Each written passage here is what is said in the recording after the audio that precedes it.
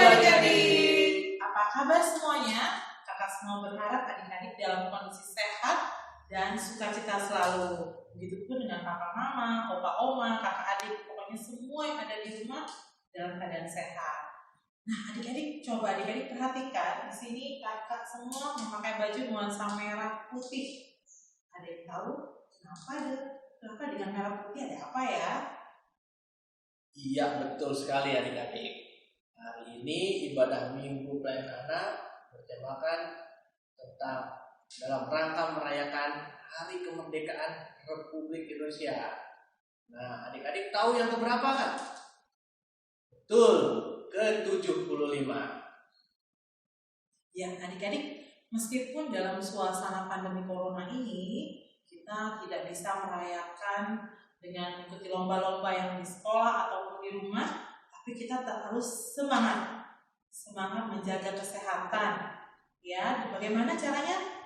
Dengan memakai masker ketika keluar dari rumah, apalagi Kak Gledi? Ya, juga rajin mencuci tangan dengan air dan sabun, menjaga kebersihan diri. Dan apalagi Kak Donald? Dan mengerjakan tugas-tugas untuk tidak berdiskriminasi. Ya, dan selalu mendengarkan nasihat papa dan mama di rumah. Juga bantu-bantu di rumah ya adik-adik. Nah, sekarang sebelum kita masuk dalam perintah firman Tuhan, tolong siapkan Alkitabnya ya adik-adik, dan kita akan menuju firman Tuhan. Oke?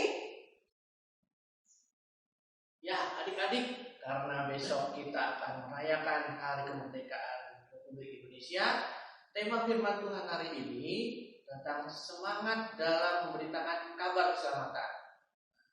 Untuk itu, kita akan mengangkat pujian dari Kidung Ceria nomor 390, Indonesia Tetap Merdeka.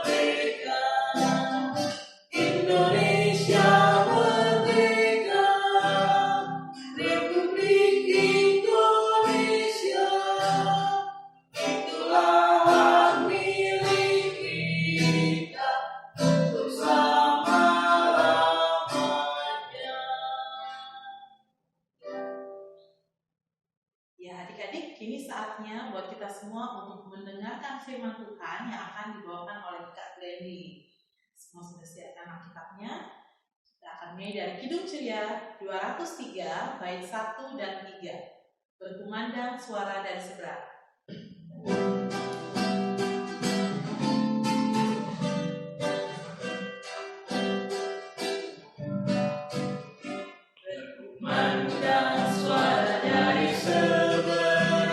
Kita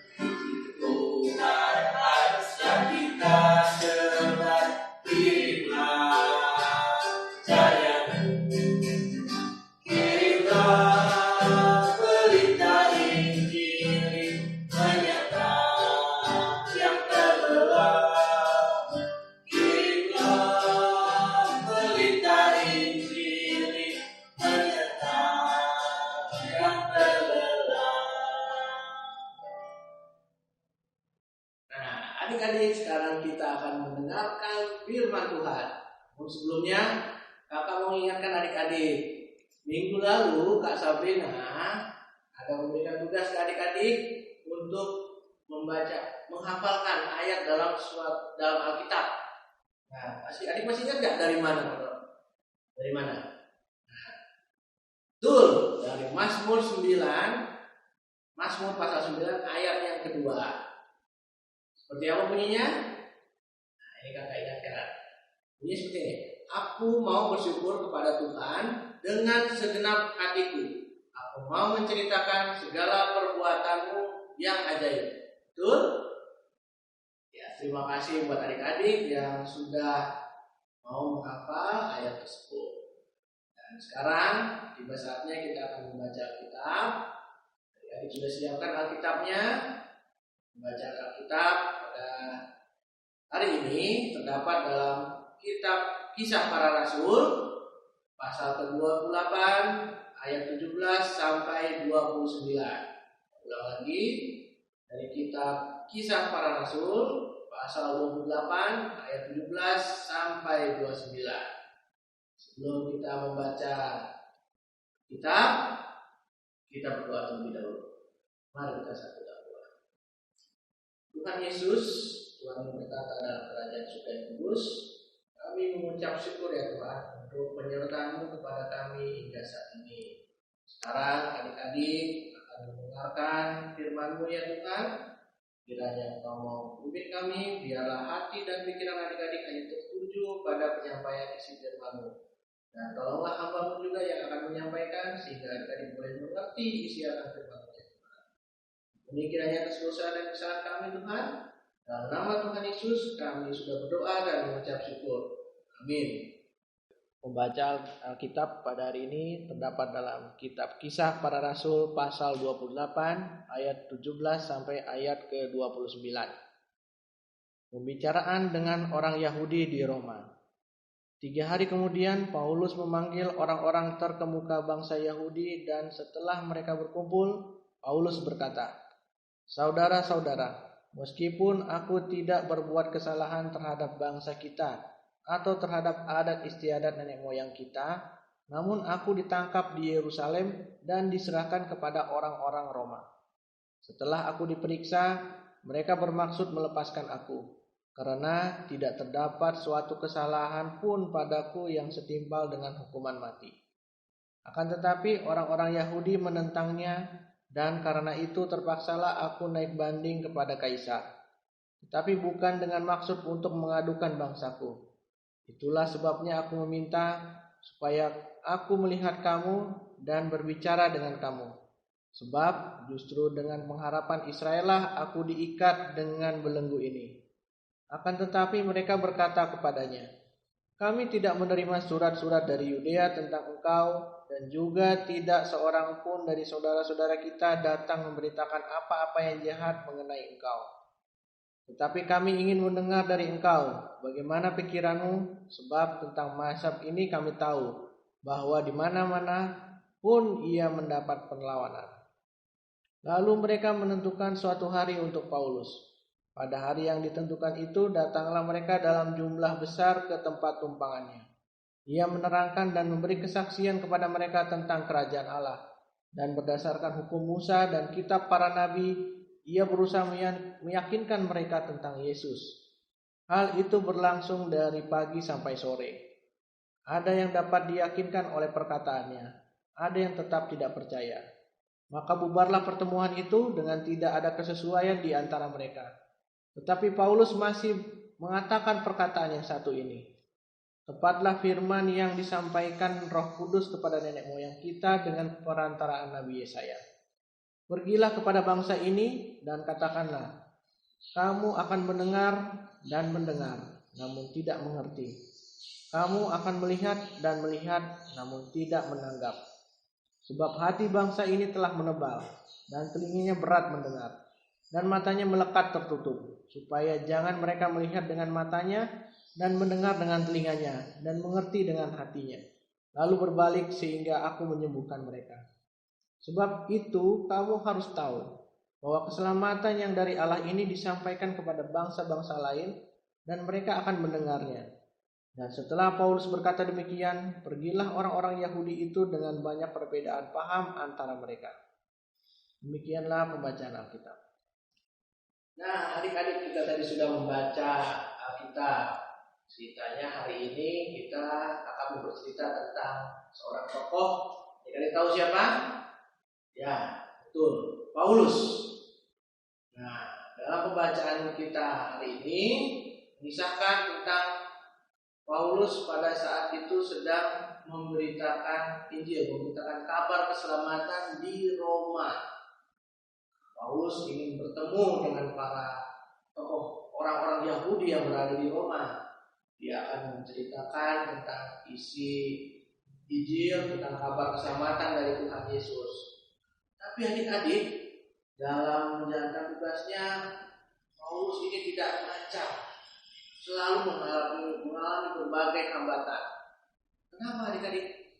Karena banyak juga orang-orang yang tidak suka dengan Paulus. Bahkan orang-orang ingin memenjarakan dia. Tapi karena Paulus tidak memiliki kesalahan, dicari-cari kesalahannya tapi tidak ada, Paulus tidak jadi dipenjara. Namun selalu ada saja orang yang berusaha menghambat tugasnya dalam menyampaikan berita tentang keselamatan dari Tuhan. Nah, tapi Paulus itu pantang menyerah. Dia tetap berusaha. Salah satunya dia tetap menemui orang-orang Yahudi yang berada di Roma, meskipun banyak orang yang menentang dia. Tapi tidak sedikit juga orang yang menjadi percaya kepada Tuhan Yesus, meskipun banyak juga yang tidak percaya, banyak yang menentang pada Paulus. Nah, bagaimana dengan kita? Bagaimana dengan adik-adik? Apakah adik-adik juga punya semangat seperti Paulus mau memberitakan tentang kabar keselamatan pada orang-orang di sekitar kita? Terus bagaimana ya caranya?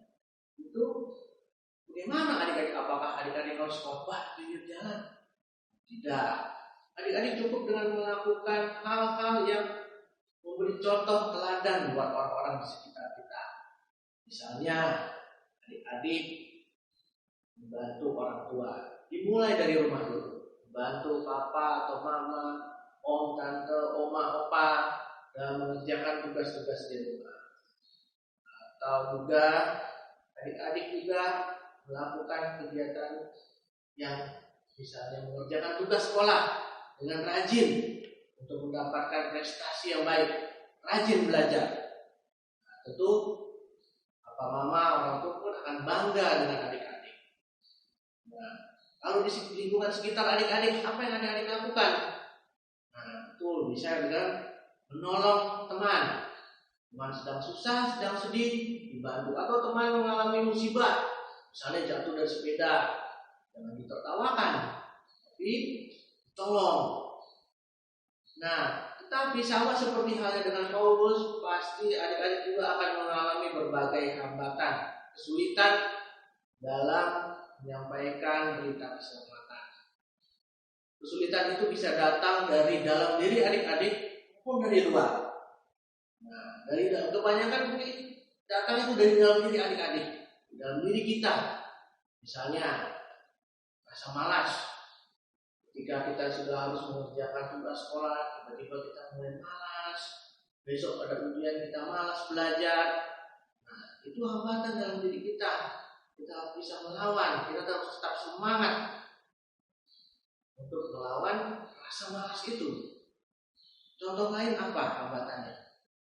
Nah, kalau sekarang ini apalagi dalam kondisi belajar dari rumah, adik-adik lebih sering berada di rumah, tentu adik-adik mengenal dengan handphone, tablet. Banyak di antara kita yang sudah mulai ketagihan bermain game.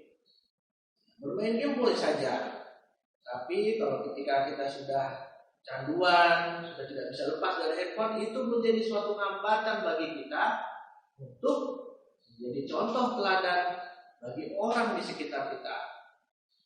Disuruh papa suruh mama kita dulu gamenya belum selesai, atau maksa-maksa papa dan mama mau kita beliin kuota udah habis nih mama. Itu adalah contoh yang tidak baik, yang menghambat adik-adik dalam berkarya seperti Paulus. Maka itu kita harus tetap semangat dalam memberitakan kabar keselamatan seperti halnya Paulus. Meskipun dia ditangkap, banyak dibenci orang, dia tetap tidak menyerah. Itu pula adik-adik, tetap tidak menyerah. Tunjukkan bahwa adik-adik bisa jadi teladan, rajin belajar, menolong papa mama dan orang-orang di sekitar kita. Nah, itu firman Tuhan hari ini. Sekarang kita mau berdoa dulu. Adik-adik, mari kita berdoa. Tuhan Yesus, terima kasih untuk firman-Mu hari ini. Tuhan telah mengajarkan kami tentang semangat dalam menyampaikan berita keselamatan ya Tuhan, seperti halnya Paulus. Namun Tuhan, ada kalanya kami sering merasa malas, kami sering merasa takut dan ragu, menolong kami ya Tuhan. Tuhan, kami akan melanjutkan ke segala kegiatan kami mohon penyertaan pada Tuhan di dalam segala yang kami lakukan, boleh hanya seluruh kehendak-Mu saja. Biar doa kami ya Tuhan, dalam nama Tuhan Yesus kami sudah berdoa. Amin.